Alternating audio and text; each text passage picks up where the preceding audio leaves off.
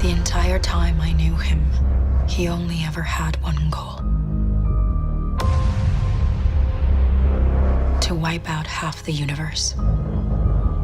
If he gets all the Infinity Stones, he can do it with the snap of his fingers. Just like that. Tell me his name again. Thanos.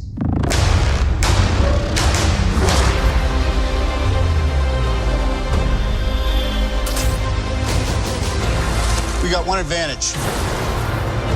He's coming to us. We have what Thanos wants.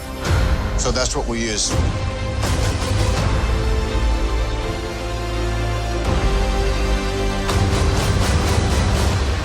Let's talk about this plan of yours. I think it's good, except it sucks. So let me do the plan, and that way it might be really good.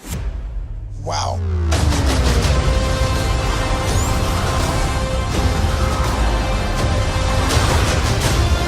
The end is near.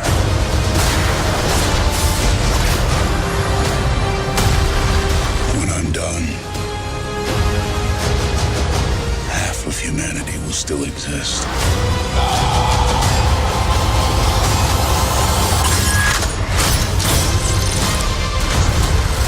Perfectly balanced.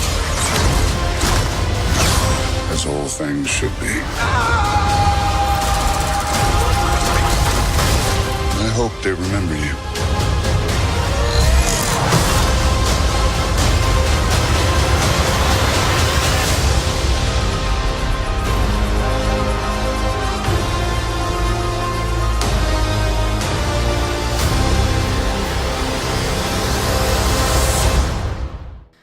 Hey everyone, and welcome to Kessel Run Weekly. My name is Danny, and I am joined today by my friend, Cheyenne. Hi guys! So, as you could probably guess by now, we're not talking Star Wars this week. We are talking Avengers Infinity War. Just wow. Just before we get into anything, just wow. So, before we really dive in and everything, I did want to let you guys know, next week, Kristen will be joining us again. She's not gone or anything. She's had some stuff with work and that she hasn't been able to join, but she will be back for next week's episode. So definitely take a look for that. And also, be sure to visit our Instagram, at Kessel Run Weekly. If you're already following us there, participate in our 1K giveaway. We finally reached 1,000 followers on Instagram, and we're giving away The Last Shot by Daniel Jose Older. I think I said that right. And a Lando Calrissian Black Series figure, as well as a Box Lunch Funko Pop exclusive Chewbacca. So, got a lot of cool stuff, a lot of awesome stuff and everything. So definitely check that out. Enter to win. Yeah. So, Avengers Infinity War, Cheyenne. Oh my gosh. Yeah. So It was definitely interesting. oh yeah, no, that's one of many words. I'm not one to curse, but I actually felt the urge. I was just like, what in the... But I want to start with our spoiler-free reactions. So I want to get your reaction, because I didn't get to watch it with you. So let's hear it. So my initial, I guess I would say my in-movie reactions was, what's the right word? Not content. I was content with the movie and the events within it. But also taken aback. It's like expected but unexpected seemed to be happening all the time. But I was content with that because it was keeping me interested. It definitely kind of tied everything together that I don't really know about because I don't read the comics. So just going in as solely like a movie person for Marvel. And then afterwards I was very just like, that, I mean, really, like a kind of a sigh and didn't really know what to do with my life. I came home, and I know I told you earlier, but I came home and I sat on my bed and was like, okay. Yes. What do I do now? Without spoilers, that's all I've got is really kind of how I was feeling rather than anything else. I shared your existential crisis. Yes. I actually had a friend of mine that I work with. He had texted me, and he was like, yeah, I'm supposed to be at work at like 5 a.m. and I can't sleep. It was like 3 at that point. I was like, dude. Because he said all he was doing was staying up thinking about Infinity War, really. And I did the same. I was very thankful that I'm off today because I was up all night long thinking of all the different ways and everything that this could go, and if I liked it or not, to be honest with you, because after my first viewing, like as the credits started rolling in that end scene, I was silent. I was just staring at the screen like, seriously? Like, we're ending it that way? Yep. What? Like, I didn't know if I was mad, if I was okay with it, if I didn't know what it was. Like, Yeah. I mean, the Last Jedi kind of gave me that feeling a little, but I have never watched a movie where I was just, like, floored like that. Like, I was like, they did it. Mm-hmm. It happened. That's I don't know what to do. yeah. It. That's it, is pretty much how I felt at that time. And that was what's crazy, is because, like, usually I'm all in theories. Like, theories are the most fun for me for movies, like the Marvel Cinematic, Star Wars. Like, theories are, like, they're just the most fun for me. And I had none. I was completely just, I had no words. I think I posted it on our Instagram, just stunned is what that's the best way to describe it. Now, I've seen it twice since then. I actually got to see it earlier this morning, and I really enjoyed it. So there's that. Danny does like the movie. Yes, Danny does like the movie. But I mean, I was just like, seeing it the second time, knowing what was coming, even though I knew what was coming, didn't make it any easier to digest. Right. But it was great the way that they did it. Like, I'm just bravo. I think that's the best part, is how they handled it. They handled all of the events that had to happen very well, especially for like somebody that's not expecting any of that, because I don't know what happened. I was just like, it's gonna be a war. It's gonna be big. Let's do this. Yeah. And it was so much more than that. And they cinematically beautiful, everything, the actors, oh, whoa. And it's just like, it's not, and this is going to sound really weird and maybe like extra nerdy of me, but it's not like you're sitting and watching a movie. It's like you're watching people's lives and everything changes. And you're like, oh my God. Absolutely. I Because it completely might be agree with that. superheroes and it might be fantasy, but like people go through real things. And although it's made into this fantasy world that we enjoy, it's so relatable sometimes. And you're just like, oh, crap. Right. No, definitely. I completely agree with that. Because that's what I love about the MCU is, like, not only is it very fantastical and strange, and obviously 98% of that stuff would never happen, Right. but at the same time, like, it just sucks you in. You just feel involved. And that's what this movie did for me. It literally, like, I forgot I was watching a movie for a moment, which hats off to the creative team that designed Thanos and everything. Those close-up shots with his skin and like, how real he looked. Oh my so gosh. Cool. Yes. Cool. I don't like liking villains, but man. Marvel does I that. guess I do, because I have a habit of doing that, but. Loki. Yeah, no, I felt for Thanos, and that was what was weird. Yeah. It confused me. Like, I felt wrong for it. At the same time, I was like, I understand. You're still psychotic, but I understand. So yeah, it was the weirdest part. It's like you see his side. yeah. Like, some days you look at a villain and their point of view and you're like, wow, you're crazy. Maybe you have a point, but like, I still don't agree with it. But with Thanos, you're like, oh my God, like, he's not wrong. That's Not the right worst up part. him. But, Yeah. and it's not his job, but. Yeah. Well, see, and so in comparing him to another villain that a lot of people sympathize and love to hate, love whatever, Loki. Like, with Loki, he was so clearly wrong in Avengers and literally through all of it that it's been like, okay, yeah, I like you because of your character. Because of, I mean, in all honesty, let's be honest, it's because of Tom Hiddleston. Right. The way he brought him to life and everything. So that's the big thing with him. With Thanos, it was just, I'm really ashamed that I understand where you're coming from. Like, it makes you kind of think, am I a bad person? Like, I don't feel like this is right, but at the same time, like, I don't know. Like, I wanted to be so angry at him the entire time, but there were moments where I caught myself going, man, I feel for you. I'm sad for you. And it was just, I mean, I guess hats off to the writing on that, because I mean, oh my gosh.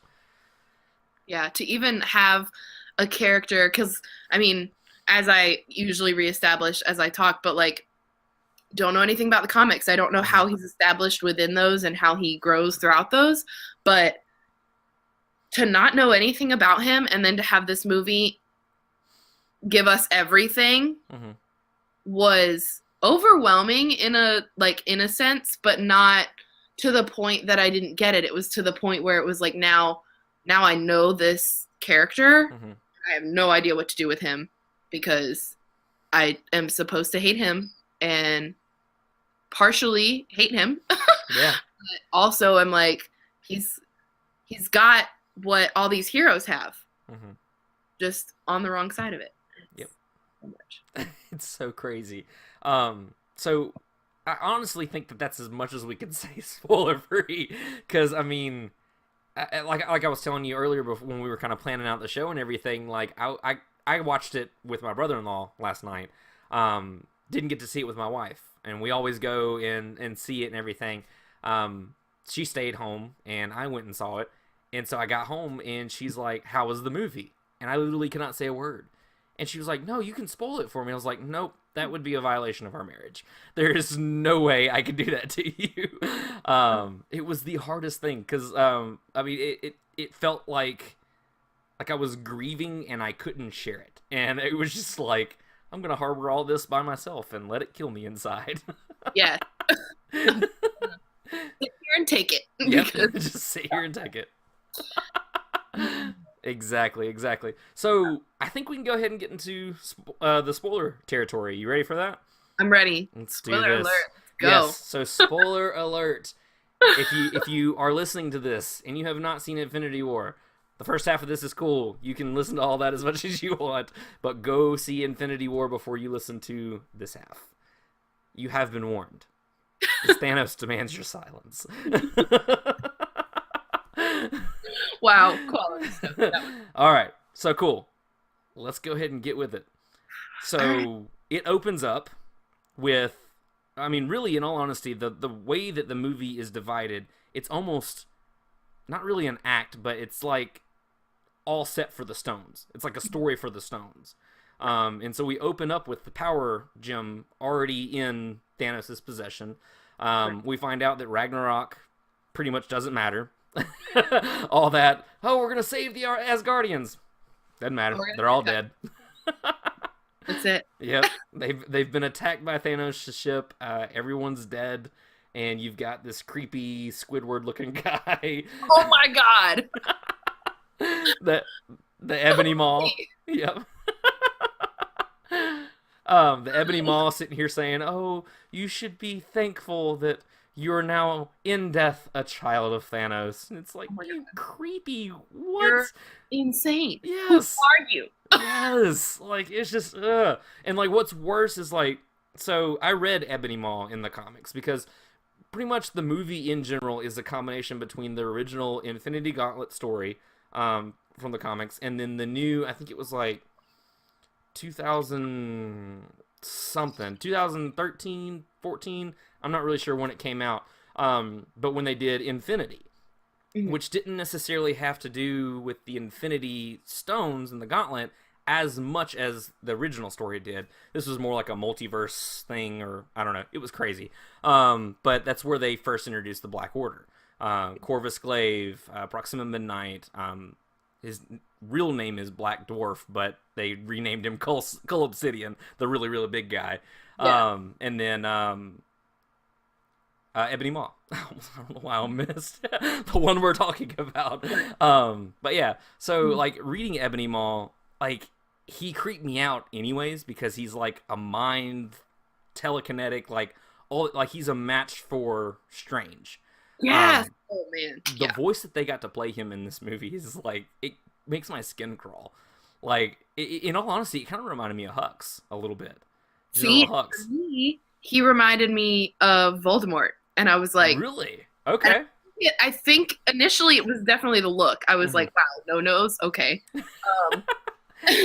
And his almost like his mannerisms, but his anger within it. It was like, and maybe I had Harry Potter on the brain because I combined a lot of them in him. But like I thought of like Snape's calmness and Voldemort's just like anger, but also what's the right drive. Okay. To do his duty and do whatever he was supposed to be doing. And I was just like, this guy's creepy.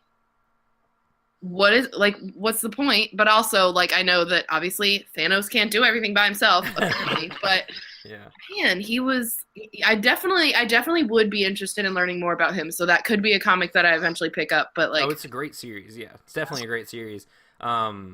It's one that's like riddled with tie-ins. So it's like, not only is it the regular line, because I think the regular line was only like 5 or 6 comics, and then there was like 20 something other ones that had to do with it. It was really big. But I mean, I got that vibe with Ebony Maw when he was fighting against Strange and Wong, and everything. The way he was like talking to him, and it's like, oh, your tricks, you must be good at parties and stuff like that. I'm like, I love you. This is great. All the wizard jokes were just amazing. They were awesome. He was so, because it's almost like an alluring joke on that end, and then with Tony, just like smacks in the face every time he made a joke. It was so great. I love it. But yeah, so on the ship with the Asgardians, we meet the Black Order and Thanos for the first time. Loki tries to trick Thanos because he's got Thor, and he's like, oh yeah, kill him. And then he puts the Power Stone of all stones up against his head. Like, it makes me cringe thinking about it because it looks so painful. Like, chills. Yeah. But yeah, so he tries to trick Thanos and everything. He's like, oh, no, spare him. And then he pulls the "We have a Hulk," which I was so happy. It was like, all right, cool. Loki's kind of part of the team now. Yeah, I was so excited. It was so great. Because, like you said earlier, like, he is the villain you love to hate, but, like, also love him so much. Absolutely. When he did that, I was like, aw. Yeah. And then the Hulk, oh, man, when the Hulk came in. Ooh. That, dude. I was like, yes, go. And then not so much anymore. Yeah. It seems like Thanos has been boxing for quite some time. I was floored at how quick he moved. Like, I mean, Thanos is supposed to be this, like, super powerful being from Titan and everything. But, like, I don't know, like, for some reason I just wasn't like, oh, yeah, totally. It'll be a quick fight between him and the Hulk. I was thinking, like, a big hulking guys or whatever. I don't know. Right. But when he, like, just, I mean, literally float like a butterfly, like, he was killing it. And then just slams him down. Done. Done. Over. And you're like, cool. Yep. Great. So we're off to a great start. Yeah. Good job, team. Yep. And then Heimdall helps Hulk escape. Promptly kills Heimdall. Corvus Glaive. So yeah, so Heimdall's dead, which really sucked. But Loki, I feel like you have feelings for that. I do. You see how my voice went up a notch? So the first time that I thought Loki was dead, other movie, I was like, my life's over. He's the only villain I've ever really liked outside of the Star Wars universe. So, like, what do I do? Is this and I thought for a while, I was like, this is probably a joke because he's Loki. Something's going to happen. And then it was. But it was like the worst joke also. Yes. And then with this one, it was more of the way that he died. It was not, okay, he's gone, and, like, we're going to mourn him, and this is how it happened. You watched his death. And for, like, in movies like this where like you're expecting war and clashing and death, it's very quick. This one was not, and you saw his pain, and you saw him die, and you saw his love for Thor and just in general, I guess, just love, which is rare to see in him. And then Thor's reaction to it made it worse. Yep.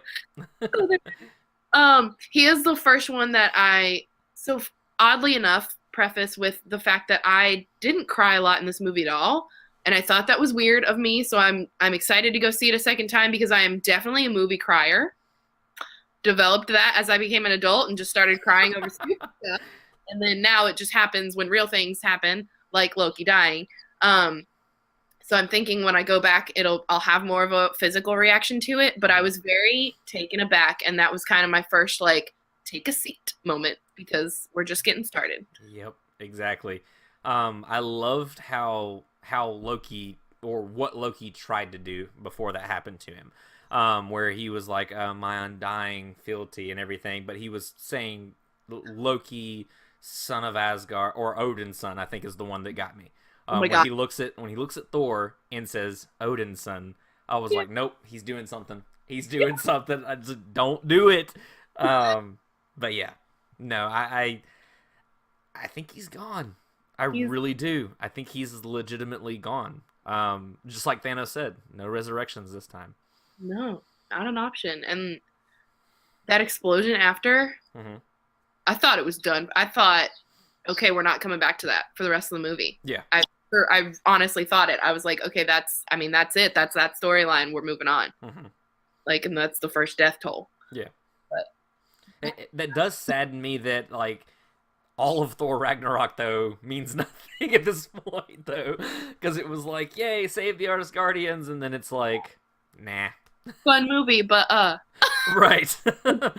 You had fun? You got to laugh? That's the last time you're going to laugh for quite some time. Awesome. Right. So, yeah, it was just kind of like, well, that's that. So, yeah. But no, see, I know the weight of Loki dying and the part where he called himself Odin's son and stuff like that. That kind of that I felt that, but at the same time, like, I wasn't upset. I guess it didn't bother me that he died because it was one that you kind of see coming. Right. It's like you're like, okay, well, is this a trick? Is it not? And everything. And then when he says Odin's son and he owns it, it's like, nope, not a trick, and it's over. In terms of his life, and ending it. And done. So yeah, but yeah, so it goes from there to, I believe, we meet Thor in space with the Guardians. I love that so much. The Guardians are my favorite. Yes. Oh, they put space up. Yes. The whole theater, also in my theater on opening night, they put space on the thing. There wasn't anything in the background to indicate that we were going for Guardians, but they put space up. The entire theater was like, "Whoa!" And I was like, "Great, we all knew it's coming! Awesome!" Yep. I loved all of the stuff because Drax always makes everything better. I loved, well, until he doesn't, but. I mean, it's like revenge. You're right.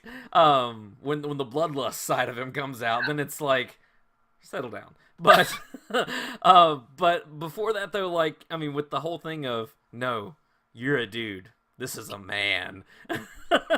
It's like a pirate and an angel. I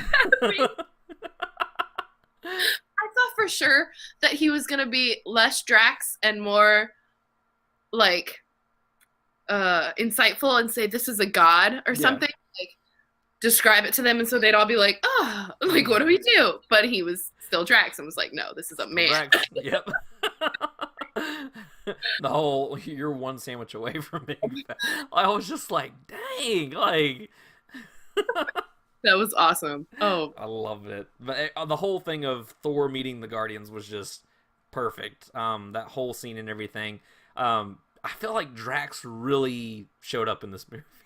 Yeah. He was especially with as a character developmentally wise, I think he was, but as far as like his humor and timing and stuff like that. Like, Batista killed it. I loved his joke where he was standing there with Peter and Gamora, and they were having their serious moment of, if Thanos gets a hold of me, kill me, and everything. And he's like, I have mastered the art of being so slow that I am imperceptible to the eye.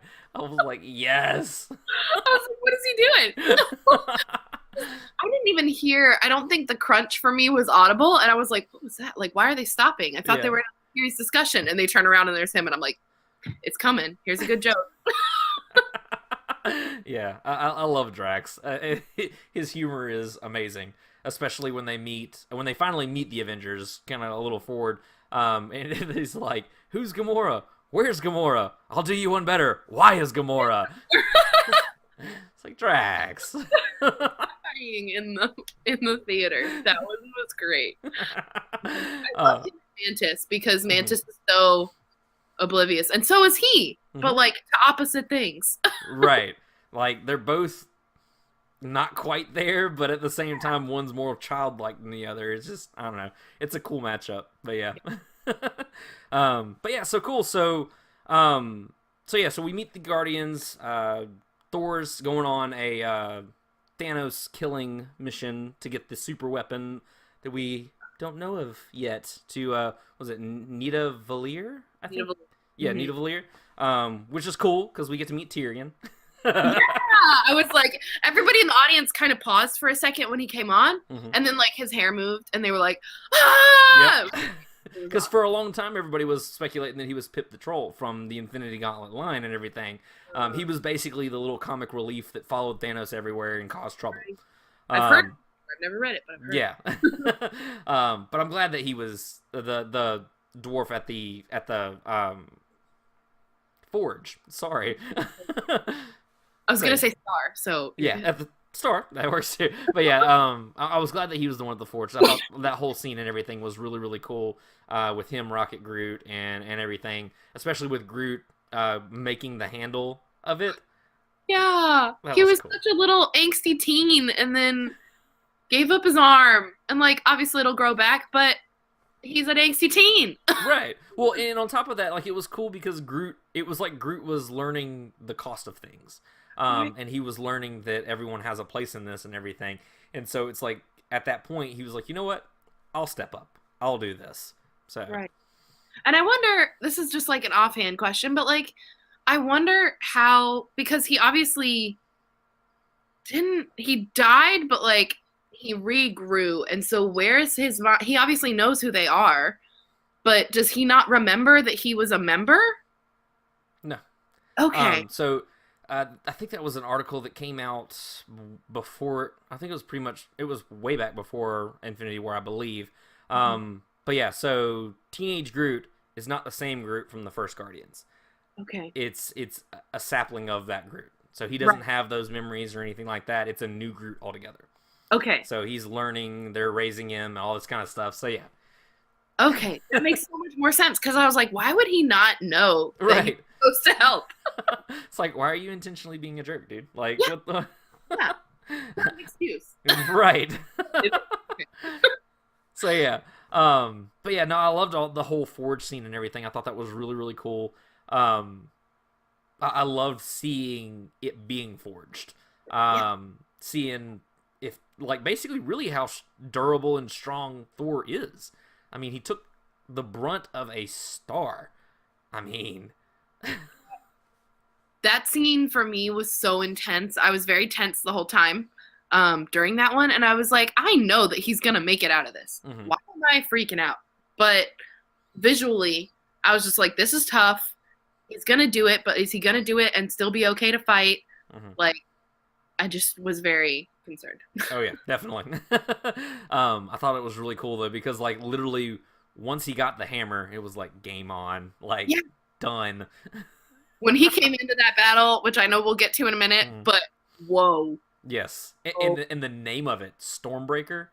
Yeah. So Game of Thrones. But at the same time, like, so I know you don't know much of the comics, but like, so do you know Beta Ray Bill? No. Okay, so Beta Ray Bill was another worthy who had his own hammer. His hammer was Stormbreaker. Okay. It looked a lot different and everything.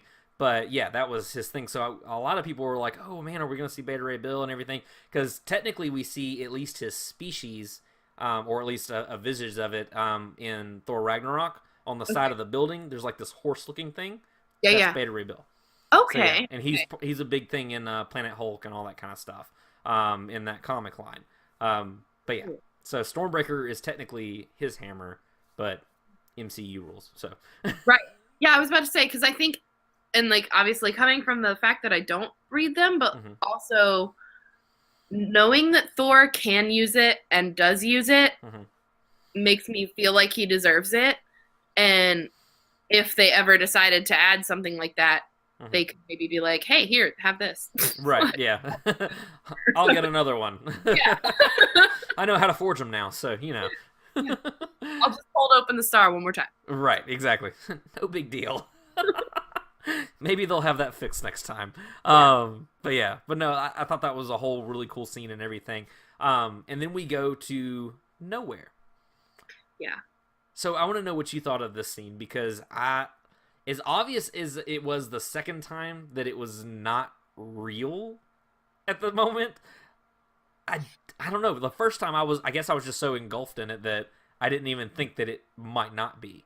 What did you think? So in the movie itself, I was racking my brain and I was like, what is nowhere? Why do I know that they went there, obviously, because not only do they say it, but I was like, something happened on nowhere, and then I remembered the collector. And I think I was more expecting them to like be too late. And then when they show up and it's just like trashed. Yeah. I was like, okay, Thanos has been there, or he is there, and then he's there. And I was I think I was satisfied with the fact that that they used a place that we already knew, and that it was more of like a different mission, but also let's go re-meet the collector, probably because personally I love Benicio a ridiculous amount. But was like, oh, cool, like something's going to happen. They're going to have some crazy conversation. He did fantastic as usual, even in a small role, or at least like that version of this role.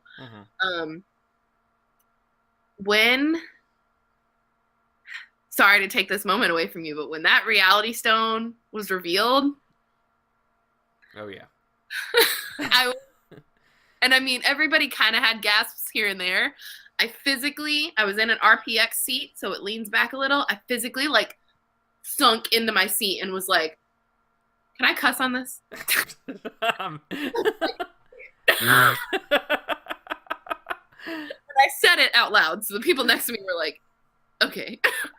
That moment for me was very, I don't want to, awe-inspiring is not the words. No. I guess it freaked me out, for lack of a better word. I was very like, oh my god, like what can he do now? Because now he's got power, space, and reality. Yeah. And so now I'm like, what can all three of these things do that he's physically going to ruin everyone's lives? Yeah, pretty much. That's what they do. Yeah. I was like, this is not great. And so just knowing that we were somewhere that we've been before, and it was going to have even more of an impact. And I think that like being on nowhere is why Drax got sentimental again. Like, I feel like that moment replaying for him was more of like, okay, he's here. We're going again, because I tried this before and messed everything up, and I'm going to try it again, mess everything up again. I didn't think about that, because it's the same thing that he did with Ronan. He charged in crazy at nowhere. I didn't even think about that. Yeah. No pool to throw him into this time. They were just going to turn him into this block, like these blocks or whatever. God. That stuff too. And what's funny is he's using that, and he's like, he turned Drax into blocks, and he did string to Mantis. But I was not expecting what he did with the gun. I was not either. I was like, oh yeah, it's just gonna happen. Like, well, like it gave me a pit in my stomach when, because like he was talking about, he's like, oh, he made you promise and everything, and then he pulls her closer and is like, do it. I was like, oh god, I know, I don't like this at all. Yeah, and then bubbles. Yeah. Oh man. And that for me, maybe I'm not remembering it wrong, or maybe I'm not remembering it right, but I feel like they could have spent more time on Gamora's face as they kind of disappeared, because I feel like that was a moment where she had the most surreal amount of pain, emotional pain of being like, crap, I'm done. Like, I have to go with Thanos now. And I think it scanned her face, but I think it didn't stay long enough. And I feel like it could have definitely left an impact on people for her to be in that much emotional pain. Well, absolutely, because she was in a place where she wished for death and it wouldn't come. Yeah. And that's the craziest, like the darkest part of it, is that Star-Lord was going to honor that for her, and he was going to do that for her, but there's no way in the world Thanos would have allowed that to happen. I didn't expect that with the gun at all, but at the same time, it was just kind of like, I was kind of floored that he did that. I was like, all right, do it, and then just shoved her in his face, and I was like, dang, dude, calm down. Jeez. But no, that and when they go to disappear and he's like, I like him, and then just disappears, that whole thing made me sick. I was like, oh my gosh. I was like, no, you don't get to like him. You're not Dad. I don't care how much you think you are. And that's what keeps happening, is like through the whole thing, it's like he's proud papa. It's just, what? Okay. This is going to go up in my blog, so forever anybody that's going to read it is going to see this again. But my dad calls me little one. Me and my dad do not have a good relationship, so I was so triggered. I was no. Like, oh, gosh. Oh, it was definitely weird. And that's like very like a personal thing, but it was just so, because obviously even if it's not a personal thing, even if that's not something your dad calls you or somebody calls you, you're just like, why does he, like, you don't get to have this relationship with her. Right. Well, and then in talking about that too, like, so I guess talking about Thanos for a little bit, his whole thing with the fatherly, and he kept calling her daughter little one, things like that, like, you wanted to hate it. And I wanted to hate it. I wanted to just be disgusted at it. It gave me a pit in my stomach because I knew what was coming. But at the same time, he's not like the other villains. And that's what's freaky, is that he's not necessarily aggressive. He's not sitting here just looking for blood for the sake of blood. He has a purpose, and he's hell-bent on that purpose at literally any cost. But at the same side, like, you almost see a father's heart. It's really twisted, and it's really messed up. But you feel for him. Yeah. Like, for that moment where he's talking to Gamora on the ship and everything, and she says that she hated the throne, or hated that chair. She hated this room. She hated this. And he just lets out that, you told me every day for 20 years. And for a second, you're like, ouch. Yeah. Like, you felt bad for it, and then you're like, whoa, no, hold on. You're the bad guy. No. Right. Yeah, and I think maybe it was the little one phrasing that triggered me initially, but it's very much like you said, like the fatherly role, but then like the way he goes about it is not great. It's almost like in a sick fashion. Right. Because he's not abusive, not physically. Almost not even emotionally, because he's not lying to her in any way, and he's not tricking her in any way. He's always honest with her, which is scary because he's horrible. But like, for me, it's like your dad always wants the best for you. Her dad wants the best for her. The difference is he wants it more for him. Exactly. And like I said, like being triggered by the little one and then coming to that realization, because that's kind of the bad blood behind my father and I is he wants everything good for me, and he tries, but he wants better things for himself. And it's like, see that fatherly heart. But I mean, ew. Stop trying to turn your daughter, I don't know, like it was definitely one of the relationships I loved watching. Being evolve more than her hate for him, but seeing like the fact that she, like, seeing the flashbacks when she was little, that like it kind of makes everything full circle for me. So pretty cool. Well, and that's what kind of tripped me out too, is like he even shields her from the death when it flashes back to her being little. Like, he genuinely cares for this child, and that's what's freaky. Because it's just like, where is that line drawn? And I mean, obviously we find out where that line gets drawn in the next stone that they come up on, but it was just, it weirded me out, because literally he was just like, oh, well, let me teach you something. Literally, like, got down on her level, fatherly mentor-like, and was teaching her about balance and all this other kind of stuff. And then all of a sudden, they give the order to kill, and he's like, don't look. Yeah. Like he knows the limit of, it's not time yet, or whatever. It's just, it makes my skin crawl thinking about it. But it confuses me to no end, because I'm just like, I feel for you. You're not awful, but you're awful. Yeah. You're a psycho, but... The part was, like, understanding that, because for me, I was like, his love for her is a ruse. Like, the whole time, I solidly That's what I was thinking. Mm-hmm. Until, what is it, Vormir? Yeah, Vormir, when they go searching for the Soul Stone. Yeah, I thought that up until that point, up until that very, very moment. And I was just like, oh, like, no, he's full of crap. He doesn't love her. So let's talk about Vormir real quick, actually, because that was actually held a moment that I did not see coming whatsoever. So the Red Skull survived. Let's just throw that out there. Yeah, I don't know anything about him, and I actually have a Marvel like wiki page pulled up because I wanted to read more. Yeah. And understand why he's there, which he kind of touches on. Like I said, I don't know anything about him, but I thought he was gone for sure. Oh yeah. which kind of makes me wonder who else is not gone. Right. Because I mean, now he touched the stone. That's the different.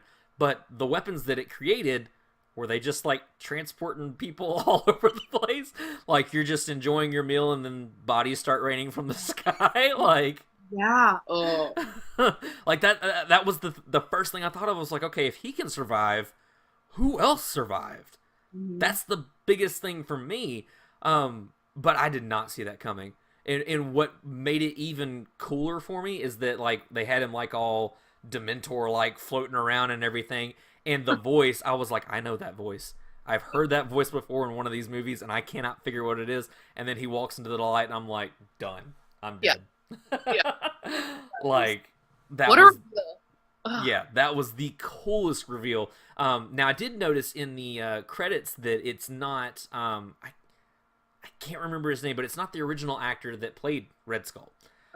It looked kind of CGI in the face to me, but it was Ross Marquand, I think, is who voiced him, who did it. But at the same time, I'm just like, man. But then on top of that, is the Red Skull released now? Because he's been cursed to this. No one has come to pay the price, because that's why the Soul Stone's still there. So if someone pays the price and he leads them to do so, is he released from that? Right. And okay, I want to know. I mean, I guess because he touched the stone and he got there. That's like his kind of transition to there. But now he's in space somewhere. So like, is he gonna like go back to Earth? Like, I don't know. I feel like the possibilities of him coming back would be a different agenda. Because yes, he wanted that ultimate power of the Tesseract, but now he's seen a greater power. And he is a little hungry for that. So it could be a constant, I need the stones now too, or something like that. Because I know in the comics, I don't know if it ever did this with Thanos, but there was actually one point where one of the characters used the gauntlet, and when they used it, the gauntlet exploded and the stones separated, like scattered all over the universe. Yeah. So, which I think is what they're supposed to do, which is obviously not what happened. But yeah. So I don't know. There may be a quest for that, or maybe the Red Skull's just stuck there forever. But I thought it was cool that he mentioned that it cast him out. Yeah. Basically determined that he was not worthy. Right. Which is blows my mind a little, because you obviously have to be worthy of them, but then Thanos is just like, and I do believe Thanos is worthy of them, which Yeah. I'm gonna get smited for that. But, like I think he is, and he's the worst person. But like I think that passion behind it is what makes him worthy of it. Not off topic, but when you said that about Red Skull wanting the stones, seeing a giant villain Infinity War would blow my mind. Like if they're all just fighting over the gauntlet. Oh. Wow. Oh yeah. Oh, definitely. Well, and then on top of that too, like it's been a theory for a long time that Red Skull didn't die. Yeah. Because the stone itself, it's not like the Power Stone where it literally just destroys you. It transports you places. That's its purpose. Like we see towards the end, like all the things that he does with it and everything. It's space. Yeah. It's more travel and bending space and all this other kind of stuff. So it's the reason that he didn't die. Now, I didn't think he was going to end up the way he did, but I think that's pretty cool that in a way it's kind of confirmed. So yeah, but yeah, no, that floored me completely. Oh yeah, definitely. But yeah, so we have the Red Skull going and telling Thanos how he can get the Soul Stone, and apparently you can't just pick it up. So, so this moment really got me for Thanos as well. And you kind of touched on it a little bit, how in order for him to get the Soul Stone, he had to give up something that he loved dearest. And then Gamora just like, as soon as she started just laughing, I was like, nope, stop doing that. I was like, this is not going to end well for you, woman. Just quit. I was on the same page as her, though. I was like, oh, he doesn't love anything. Mm-hmm. I was like, it also, internally, I was like, also, she's there for a reason. Mm-hmm. But my initial thought was, oh, he doesn't love anything. He's going to come to a dilemma, and they're going to have to figure that out. Mm-hmm. And I was like, Gamora wouldn't be there for that purpose anyways. So. Right. And then when he turns around with just tears streaming down his face.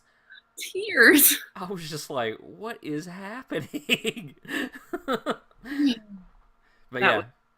But then and she even comments on that. And the Red Skull's like, they're not for him. Yeah. Oh, man. When he said that, mm-hmm. and it just like paused for a moment, and she like, light bulb. Yep.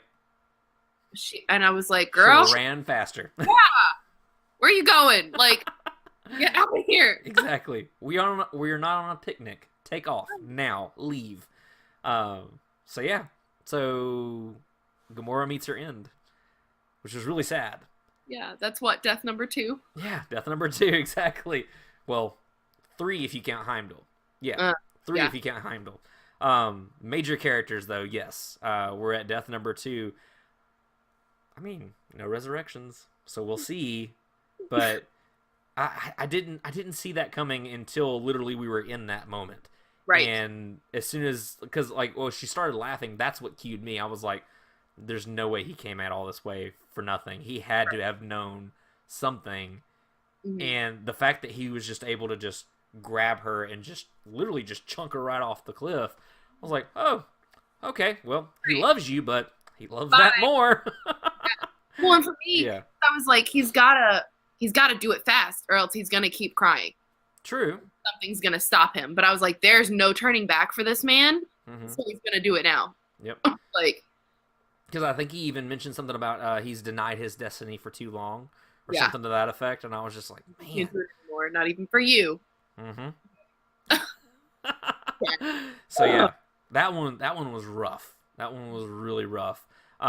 Which also, I don't know if you've ever heard that. Did you ever hear about how Thanos spells out where the Infinity Stones were located? No. So somebody had found out that whoever at the storytelling group or whatever, MCU, they had used Thanos as a way to say which one. So T is Tesseract. The H was the one that was unknown, that was the Soul Stone and everything. A is for the Ether. N was for the necklace for Doctor Strange. Yeah. O was the orb in Guardians. And S is the scepter for the Mind Stone. The H, I think, was either heart or hand, because it ended up in his hand. Right. But heart being that he had to give up something he loved. So that's pretty cool. So yeah, I think it may be hand though, just because it's been containers pretty much, and that's the only place it's been contained. But yeah, I thought that was interesting that is complete now. So yeah. Like, but yeah, the Soul Stone scene was just insane, absolutely insane. And I think in that time frame between the Soul and Time, because we have Strange Iron Man and Spider-Man in space. Which, by the way, I love Strange and Iron Man together. yeah. Like, it's the best.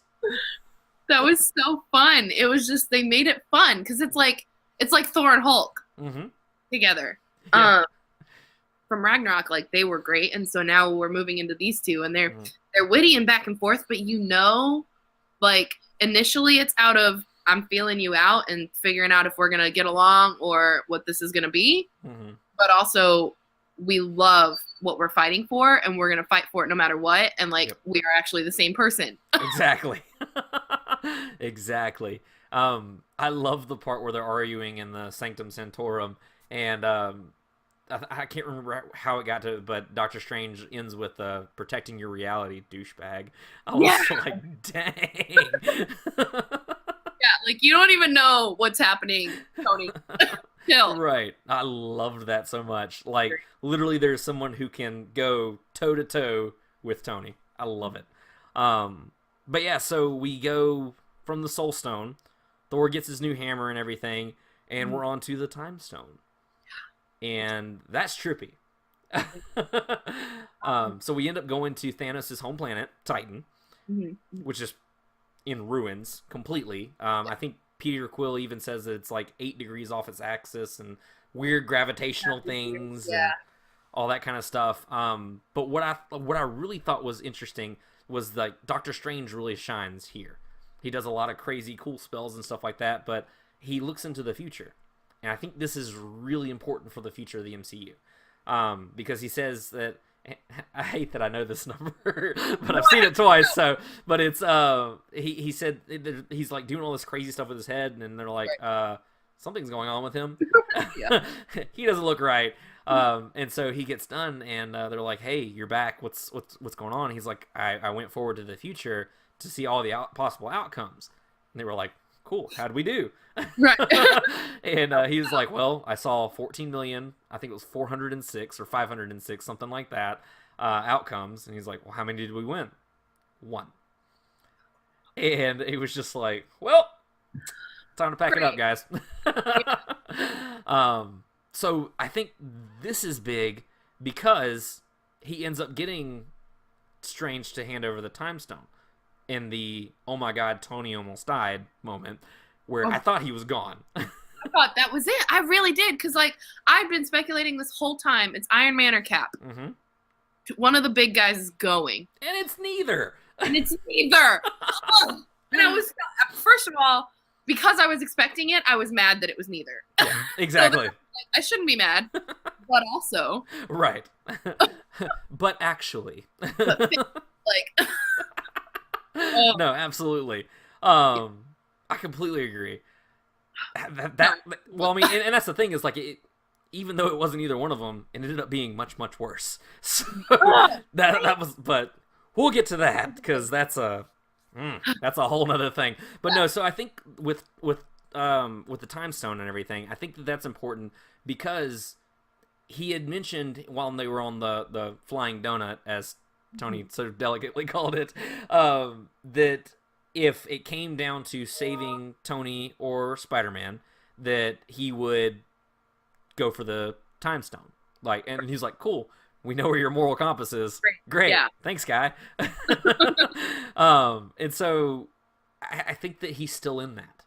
Even though he gave up the Time Stone, he saw all the outcomes, which means that he knows how to play all the outcomes and how they work out and what happens and everything. He knew that Quill was going to go off the rails, which I am so mad at Quill for that. Me too. I'm so glad somebody else is mad, because I feel like other people are going to be like, "Oh yeah, like crime of passion." No, bull. Well, you are a guardian of the galaxy. Keep your head together. Exactly. Like, I get it's your girl. I get the sadness and everything. But we had the gauntlet at the fingertips. It's close. I also am curious though, what would they have done if they got it off? Can they like destroy it or? Yeah, I don't know. Sorry. I wonder if it would have. Wonder if it would have still housed the stones. Right. Yeah, because Yeah. I mean, the way the MCU is, it's a little different than the comics. So I mean, I think in the comics it could house the stones and nobody had to wear it. Right. But I don't think they ever kept them on the gauntlet. I think, yeah, because that was when in the comics they did the Illuminati, and it was Tony, Strange, Beast, Professor X, Namor, Mr. Man, like all the greatest minds in the world or Right. I was whatever. gonna say, all smart people. Yeah, basically. And they all got a stone, and they all had to protect the stone. So it was to keep them apart, but if they ever needed to bring them together, they could. That makes So, a lot of But like they worked in the background, did a whole lot of shady stuff. That's a whole thing. But yeah, as shady as you would think the Illuminati would be. So. Right. Yeah. But yeah. So yeah, I mean, I don't know that they would have had an end game other than just get it off. What do we do now? Fly? figure it out. Exactly. Let's figure it out. Let's make one of these things fly. Let's disappear.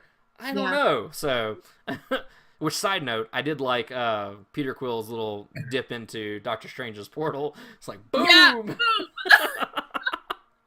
That was great. That whole scene, that whole like fight scene was Oh, great. it was so cool.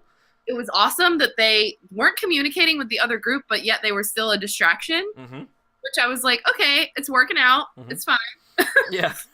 At least for the moment. If they can hold out long enough, maybe it'll work out. No. It was definitely, I mean, like comedy and then like action and wit with Strange and his. Oh, I love watching him fight. Oh, absolutely. Powers. It's favorite Avenger. I guess he's an Avenger now, right? Right? Yeah. Strange? Yeah, I would imagine. It wasn't official, but yeah. I did like Spider-Man getting official Avenger. Yeah, that was I cool. really Because he, like, for a second, he's just like, oh my god. And then he's like, serious face. Yeah. I thought for a moment he was like, okay, scared? I'm good. Yeah. And I loved his team up with Strange, too. The dipping out of the portals. It's like, magic with a kick. Sorry, I love them so much. And like the comedy was so perfectly timed throughout that movie because when I would get really tense and like really nervous about something, they would make a joke and I was like, yeah, great. Absolutely. No, Sorry. I loved it. You're good. But yeah, no, I absolutely loved it. But yeah, so I'm trying to think. So yeah, so Peter Quill messes everything up, which I loved how he was like, for the record, this was my plan. And then he goes and screws it all up. Right. So doesn't matter. Because even Iron Man's like, dude, keep it together. Keep it together. He's messing with you. Just keep it together, and can't do it. But I mean, in all fairness, Star-Lord's always been very emotional anyways. So he's not really a good one under pressure. But I mean, I don't know. I thought the plan was pretty great. It was working swimmingly until... Yep. Almost there. But yeah, so he gets the time stone and he disappears and everything. And so we're in Wakanda and they're fighting six-legged dogs that are freaking huge. The Outriders is actually what they're called in the comics. Yeah. I was like, what are those? They're a lot worse in the comics, actually. So in the movie, they're more kind of like cannon fodder, basically, where it's like Proxima Midnight says, we have blood to spare. So literally, it's just because at first I thought that they were going to hit the shield so much that it was just going to overload it and then open it up itself, which may have happened if Black Panther wasn't like, you know what, just open the gate, let's just do it. But yeah, so with the Outriders in the comics, they can actually like peer into your mind and see your thoughts and your secrets, and like they're spies basically. They're still animalistic, but they're much more lethal. So, a little skinnier too, but... That's so scary. Yes. Yeah, I was very put off.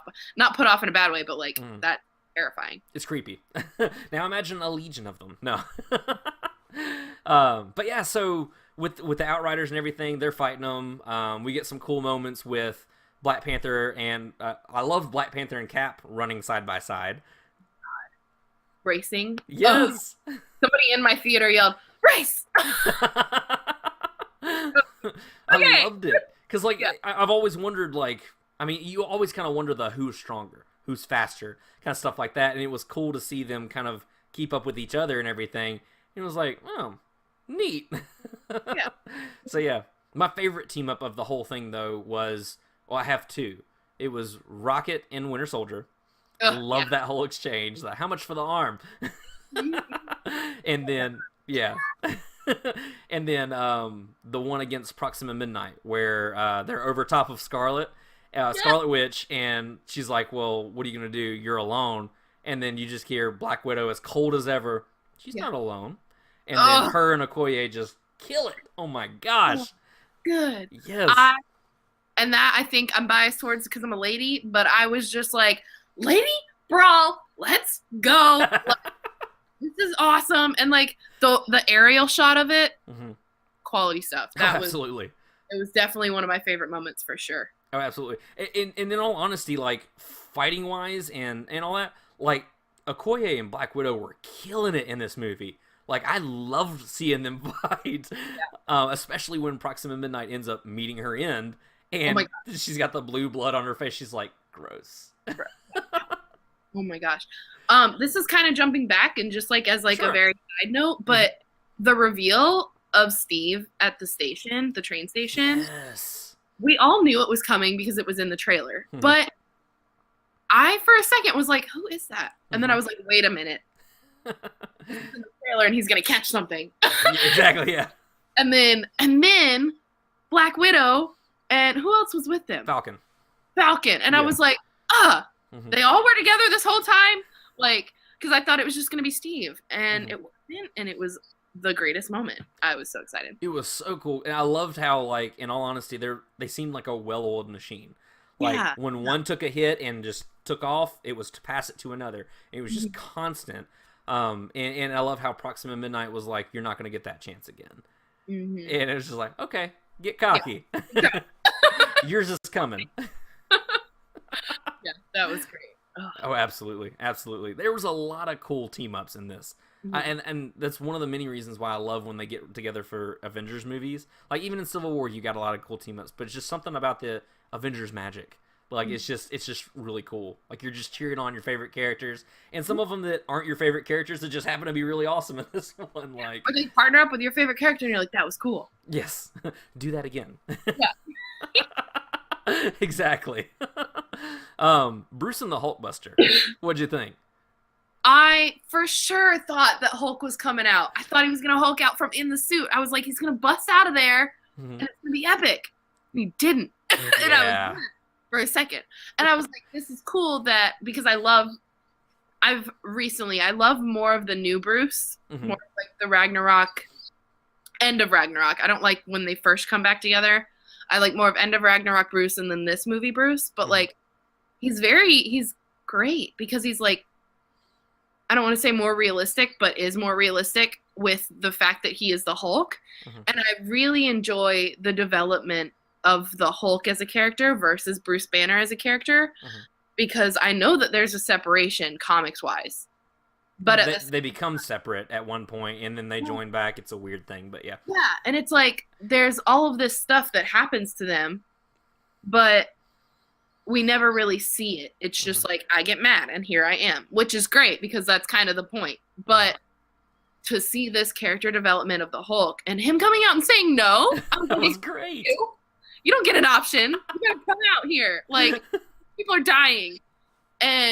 But it was just so cool to like know that okay, like Hulk has an option, but Bruce has got to figure it out now. So now we have 2 in 1. Yep. Avenger. Like, it's great. Well, it was cool seeing Bruce be his own person too. Seeing that he can add to the team and not have to be the Hulk. Right. I thought that was really cool because even in the Hulkbuster while he's fighting Cull Obsidian, he's like, "Come on, let's do this. This is the time. Last second," and then he's like, "No, I'll handle it myself." Right. Like, and it's like all of a sudden it's like Bruce shows up, and I love that. So yeah. It was cool moments for Bruce. Because I think what happened with Thanos at the beginning of the movie really shook Hulk, and I think that's why that's happening. So yeah. Right. But yeah. So with the whole thing in Wakanda, so they're trying to take out Vision's stone because we don't trade lives and everything, which I hate this because second time watching it, I'm like, could have ended it there. Could have ended it there.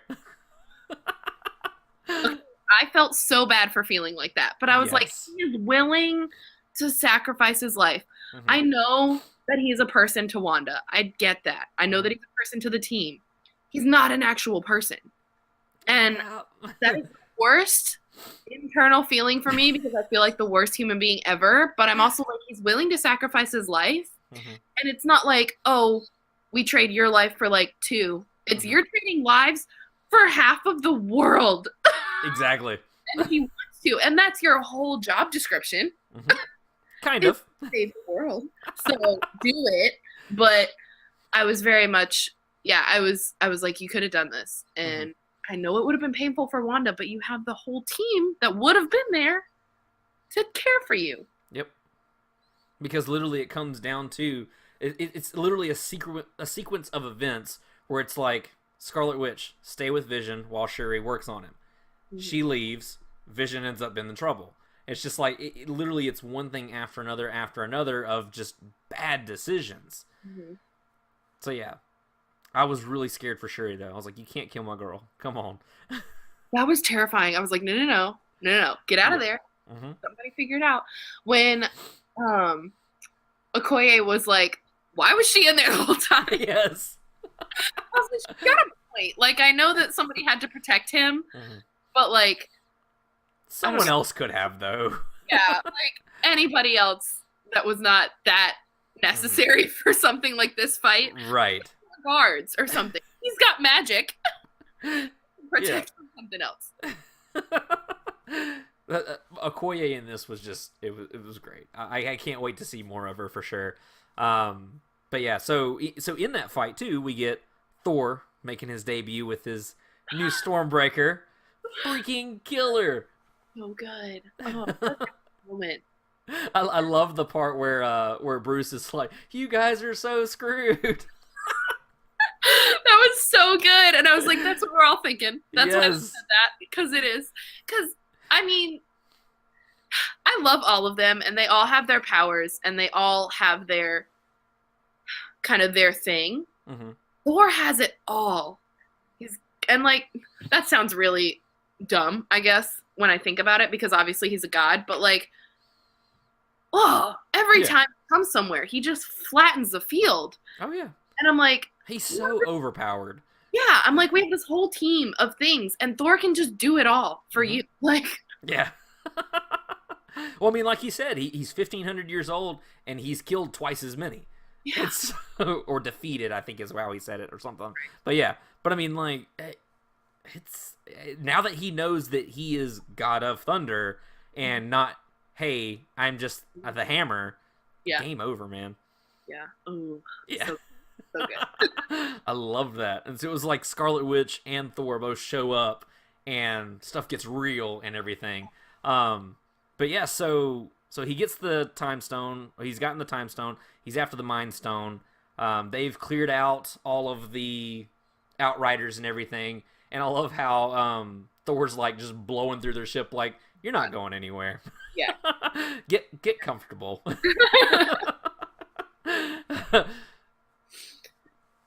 I think, this is where it gets real, right? This is where it gets really real. Because like all the whole time, like all of a sudden it just gets silent. And Skywalker sound did the sound for this. Just like they did Last Jedi and everything. Holder went over. Exactly. That's exactly what I thought of. Because like, no joke, it's like from the moment that they're like, something's wrong. Black Widow's like looking up at the sky and everything. She's like, what is going on? Like everybody's freaked out. And it's like, I don't know, it gave me like an end of the world kind of feel. Because I wonder if it was like a birds flying away or something. I never really saw what it was, but it was just like, I don't really know if anything was happening because I could be wrong. I could have missed it, but I feel like it was just a stillness that changed, and they were like, this is weird. Mm-hmm. Like something has changed, or like too much silence, and then they realized that like when they stopped moving, everything was different. Right. Yeah. That creeped me out. Like the silence. Like Skywalker Sound has mastered the art of silence. It's so weird because you're a sound company, but the placement of silence, it's just insane. Yeah. Wow. Yeah. But yeah, so Thanos shows up and everybody's trying to do everything they can to keep him from getting to Vision. Scarlet Witch finally decides, I'm going to destroy the stone, after Shuri can't save him, all that kind of stuff and everything, which is heartbreaking. She succeeds. And was I the only one that didn't see the time stone coming? No, I definitely saw it. Like, I was like, there's no, okay, we're done. Cool. Yeah. Thanos, get out. Like, yeah. The time stone. Like, I just wasn't thinking about that. Mm-hmm. I was like, okay, he's going to come in here and, like, beat the daylights out of everyone because he's mad that he didn't get the Mind Stone. That's it. No. Not even a sweat from him. Yeah, he was just like, haha, yeah. Okay. And then the way he's sitting here, like, touching Scarlet Witch's head, and, like, in all honesty, I thought he was gonna, like, smash her head like a grape or something. I was like, game over. It's coming in hot, and I was like, okay, I can't watch, because I am very bad about bone-crushing things. Yeah. Can't do it. Mentally preparing myself, and that was a lot. Oh, yeah, definitely. But the whole my child and all, like, dude is so creepy. But, like, yeah, so I didn't see the time stone thing coming, and in all honesty, I feel like out of all the deaths, Vision almost has the worst, because he's not killed once, he's killed twice. So many times. So many times. Like, in different ways. Do what? In different ways, because isn't the first one, like, painful, and then the next one... Well, the first one, he literally explodes to ash. Like, with the Mind Stone and everything. And the whole, all I feel is you, and all that kind of stuff. Sweet, sentimental, yeah, okay. But I mean, like, he's exploded into pieces, and then Thanos is like, no big deal. Puts him back together, and then takes a chunk out of his daggum cranium, and just rips the stone right out, and then he just drops on the ground. I'm like, dude can't catch a break. Yeah, that change in his color, yes. I was freaked out by that. I was like, but that made it so much more real. Mm-hmm. It's not just like a body falling. You're like, he's gone. Like, this is like multiple systems and things that have shut down. Right. Like, he is done for. Yeah. Yeah. So with him dying and everything, obviously he's got all the stones. And so, I mean, there was that anticipation, that sickening feeling of, oh God, what's next? And then Thor comes out of nowhere to the rescue and throws his hammer, and the hammer's apparently stronger than the gauntlet, which was really cool. Yeah. And then hits him in the chest. And this is where I have issue. Not necessarily issue, but so I've noticed from this point, literally, because I feel like with every single Marvel movie, there's a moral of the story kind of thing. There's a theme of some kind. With Iron Man, it was his selfishness to selflessness. With Cap, it was about sacrifice and everything. Thor was about finding himself and things like that, or in believing in himself. With this one, it's almost a cautionary tale to vengeance, because Star-Lord screwed everything up because he lost his mind over Gamora. Can't fault him. I mean, too much. I'm a little salty with him. Yeah. But I mean, he lost the gauntlet to that. His own selfish rage, basically. His vengeance. Drax messed up multiple times, focused on his vengeance. Thor comes in hot with the hammer, and it's like, oh, Thor's gonna save the day. Pushes the hammer in him and everything. And he takes time to really make sure he feels it. Right. Like, no. Dude needs to be dead instantly. Let's take him out before everyone dies. Off. Yeah. Like, have we not learned anything from pop culture? Chop their head off. Or the hand. Even that. Just the gauntlet. Get it off. Yeah, just get the gauntlet off. Nobody needs to have anything else, just the gauntlet. Take it off. But no, he wants to sit here and, I told you death was coming for you, and da-da-da-da, and all this other kind of mess. And basically to exact his vengeance for killing his brother in Heimdall. And that part where you've got Thanos, he for a second he sounds like he's kind of like almost begging for life because you can't tell what he's saying, and then it's, you should have gone for the head. Snap. And it's just like, are you kidding me? Yeah. All that work and all that talk, and all you did was screw everything up. Yep. Well, and for me, the talking thing after you kill or attempt to kill or almost kill, whatever it is, it's such a villain thing to do. Yes. It's such a, look, I win, and then they lose. And so, like, Thor, come on, you've done this before. You're 1,500 years old. You've done this a couple times. Yeah, like, you know that this is what they do before they think they've defeated you, so why would you do this to Thanos? Of all people. Of all people. Of all. Yeah. Well, and that's the cool thing that I think with this movie is that it literally turns those archetypes on its head. Because you've got the heroes grandstanding and doing the monologuing and all this other kind of stuff, and Thanos is like, I'm here to do one thing. I don't care what you have to say. Yeah. Like, I mean, in all honesty, that's what it came down to, is I'm here for my destiny. Okay, cool. You should have gone for the head. Game over, man. So yeah. But that was what was crazy to me, is like, it was literally a lesson in vengeance is what the whole movie felt like to me. Because every single time something happened, it was because someone did something stupid out of some kind of rage, need to settle a score or something like that, and ruined half the universe, to be honest. Yeah, in total, for sure. Definitely. What did you think about the scene after he snapped his fingers? I wish I would have cried. But I didn't. I didn't either.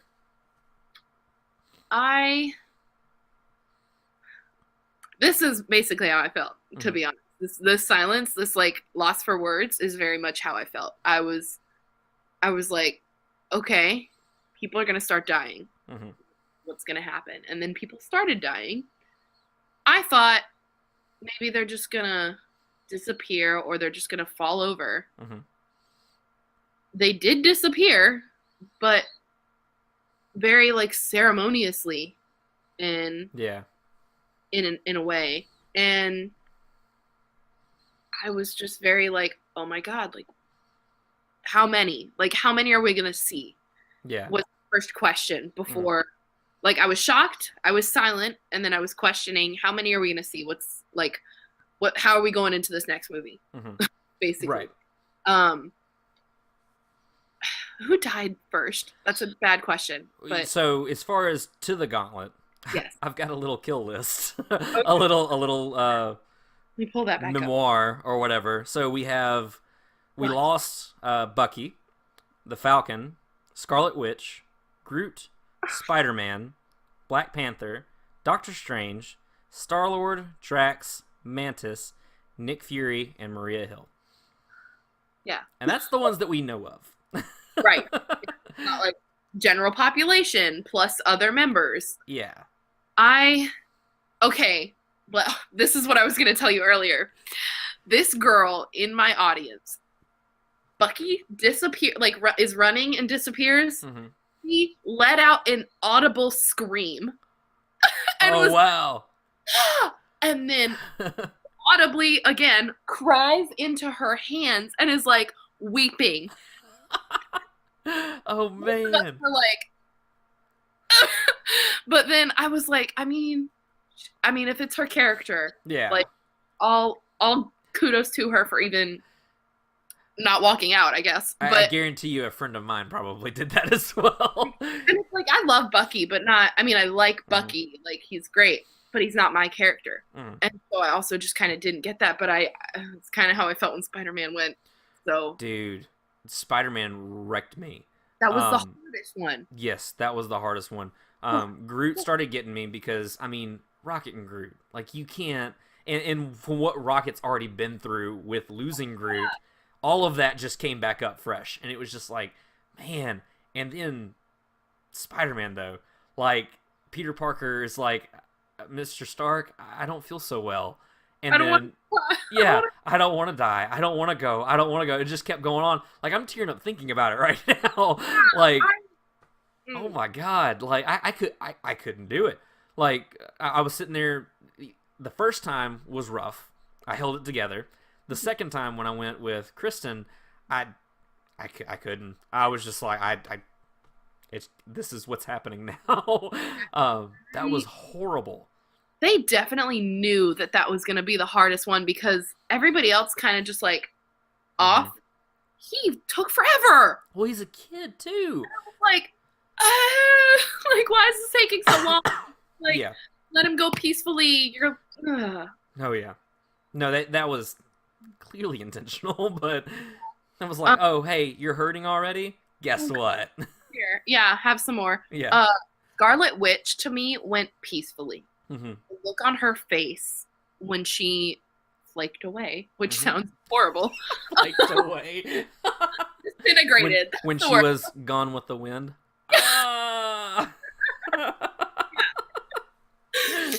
She was looking and seemed very like, I need to go because I've now lost vision.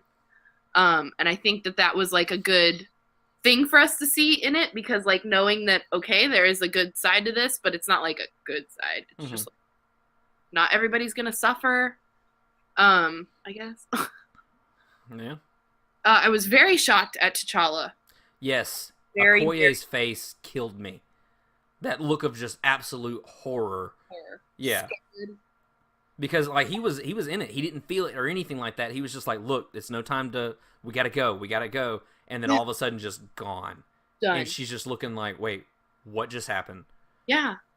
And I think what kills me the most is that like we lost large people. Like, but people that I didn't expect. Because like I said earlier, I expected Cap or Iron Man to be out. Yeah. And like having them be left is logical because they are the leaders. I shouldn't put quotes around that. They are the yeah. They fight over it, obviously. So, but to lose somebody like Black Panther was very shocking to me. And the fact that none of his guards died, none of them disintegrated. Like Okoye and nobody else in that guard uniform disintegrated. Doctor Strange shocked me as well. Yes. Because he was talking to Tony, and I was like, okay, like both of the great minds, like Thanos is gonna leave these. Yeah. He's gonna leave these great minds because just two of them isn't gonna destroy him. Yeah. Or something like that. Because he left Tony.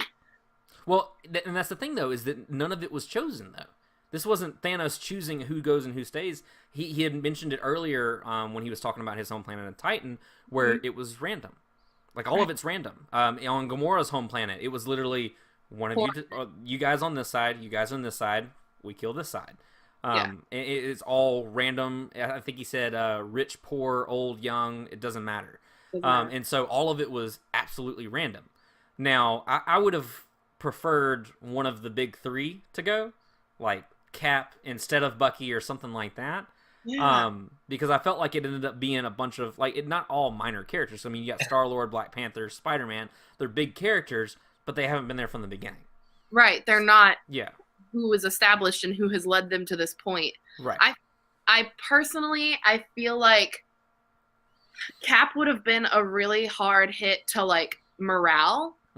And Tony would have been a really hard hit to reality. Like, they would have been like, this guy is so arrogant and so undefeated. And now he's gone. What do we do? Like, they still would have been at a loss for, like, regardless of Civil War, they would have been like, crap. Like, we've lost on our own. And Cap would have been, like okay, we've lost our leader. What do we do? Let's all cry for a couple of days. Well, there's not a whole lot of people to left cry, too, either, so... Hey, man, like, now it's like the leaders, and they're like, we don't have a team. Right. One person actually brought this up to me. Pepper. Did she survive it? Because that would crush Tony. Yeah, he'd be done for anyways. Because the only one of his friends left is Rhodey. That's it. Did Rhodey did survive? Yeah, Rhodey survived.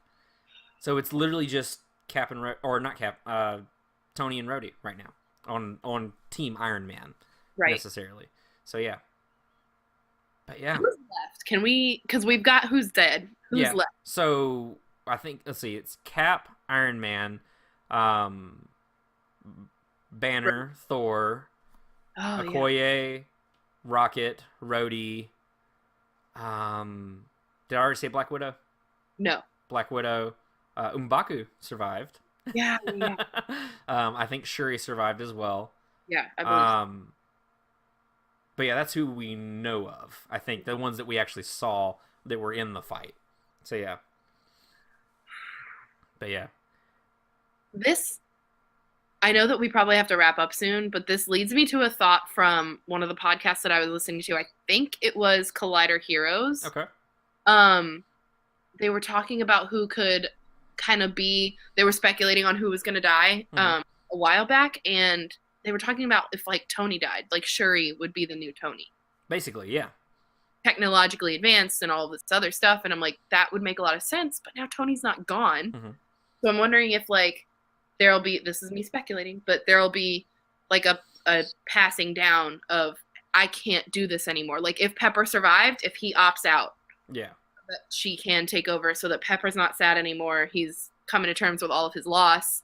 Like, to me, that would make the most sense. I obviously am not writing these, but... Oh, why not? No. Yeah. But I'm just very curious to see what happens. Yeah. Well, going forward, I mean, my theories as of now, because I mean, we have no idea of what's going to happen for Phase 4, because the only actual official announced movies are Ant-Man and the Wasp and Captain Marvel, both of which happen pre-Infinity War. Right. Captain Marvel is happening in the 1990s, and Ant-Man and the Wasp is immediately after Civil War. So the deal that they mentioned that Ant-Man took with Hawkeye, that's what we're going to get to see with him on house arrest and stuff like that. Yeah. Which will be funny. But yeah, so in all honesty, like, I was kind of at a loss for words at the end of it, more so because I don't know which death is permanent. Because he did mention at the beginning, Thanos did, the no resurrections. Kevin Feige has even gone on record saying that if they're dead, they're dead. But there's no way that the people affected by the gauntlet could stay dead. They killed all of the new Avengers. Yeah, that's my thing. Yeah. What blows my mind, I'm like, how are they going to come back? Right. Like, we know that they need to be used. Mm-hmm. How are they going to get them back? Exactly. Well, in the comics, I think it was that Thanos, and I could be very wrong, but because it's been a long time since I've read the story, but I think Thanos actually went and killed everything, and Death was still not satisfied, and so I think he ended up putting it back or something like that. I could be wrong about that, but it was something weird where he wasn't really defeated. It was more of his own volition of, I'll try something else, kind of thing. Again, I could be very wrong because it's been a very long time since I've read that storyline. But it's got to be something with the gauntlet, because there's a second gauntlet at Nidavellir. There's a second one there. So that stands to reason that they could still assemble the stones, use them and everything if that current gauntlet is unusable. Right. And so with the gauntlet, it does what you want because you think it? I think so. Okay, so theoretically, if they are able to use the other gauntlet, which maybe not, because maybe that's why Thanos had him make more. Mm-hmm. If he had him make those, but theoretically they could get that because Thor's still around, so he'd be like, "Hey, I saw this. Let's go get it, recreate this, and bring them all back. Mm-hmm. We'll bring select few back." Oh, definitely, yeah. Well, and that's when I'm wondering who will come back. Because if Scarlet Witch comes back, we're on a House of M kind of track with her. Because she's lost, I'm not sure if you've ever heard of that line, but so in the comics, there's a line called House of M where Scarlet Witch loses her mind and creates an alternate reality where mutants don't exist. Now, we don't have mutants, but she literally changes everything because she believes that people would be happier if they didn't exist. Right. So either everyone's a mutant or no one's a mutant. But like she literally changes everything. Her and Vision have 2 kids. Oh. Like all of it. Like it's messed up. Like it literally comes down to Professor X gets into her head and is like, this is not real Wanda. This is not real. Wake up. And everything. And so, because I mean, like she changes all of reality, like all of it.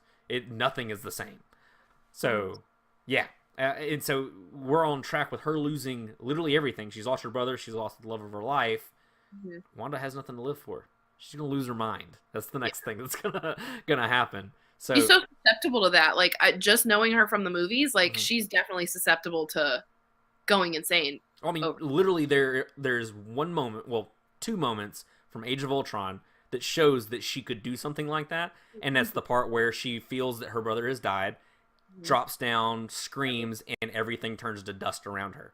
Yeah. And then when she kills Ultron, and she's like, it felt like this, and then crushes his heart. Wanda's one step away from being a supervillain. Yeah, that's what I'm saying. I thought that's really the direction I thought she was going to from Ultron, to be honest. Yeah. But I'm glad she didn't, because I enjoy her as a superhero. She was really cool in this movie too, so yeah. She really got to shine a lot more than she has in the other ones. I liked seeing her and Vision's relationship, for sure. It made both of them more human. Definitely.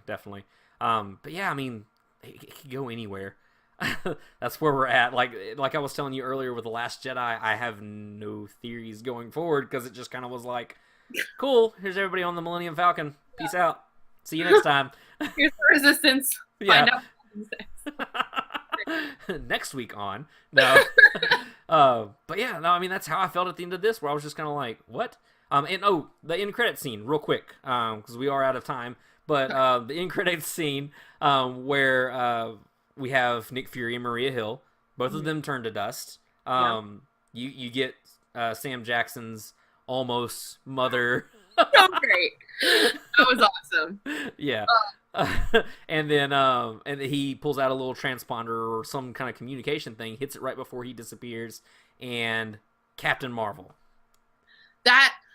So for me, the only reason I even knew that symbol is because I teach a kids sports class, and one of our themes was, or one of our superheroes for superhero training was Captain Marvel. Oh, cool. And like, wait. I don't know anything about her. Oh, you're in for a treat. Yeah, I was just like, I know that symbol. I know who it is. I don't know anything about what's going to happen.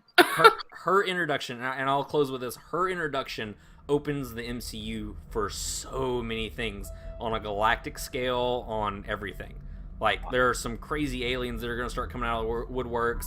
Her backstory, it's insane. I don't know how she's going to fix what's happened.